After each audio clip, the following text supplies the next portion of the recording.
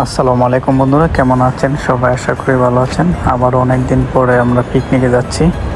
আশা করি ভিডিওটি সম্পূর্ণ দেখবেন, ভালো লাগবে। তাই আমরা সব আগে খাবার আইটেমগুলো পিক আপ দিয়ে নিয়ে আসলাম। এগুলো আমরা লঞ্চে উঠাবো।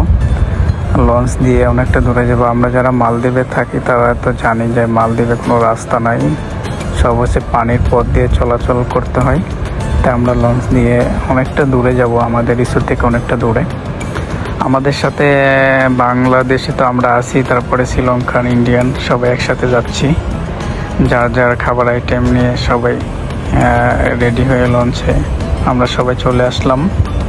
এই অ্যাসিস্ট্যান্ট ইঞ্জিনিয়ারও আছে এখানে, আমাদের ইঞ্জিনিয়ার ডিপার্টমেন্ট সুপারভাইজারও আছে। যাই হোক, সবাই আনন্দই আজকে সময়টা কাটবে সে আশাই করি। দেখেন সবাই, এই যে আমরা চলে যাচ্ছি, এটা হচ্ছে রিসোর্ট। এখান থেকে আমরা এই যে চলে আসলাম, এটা হচ্ছে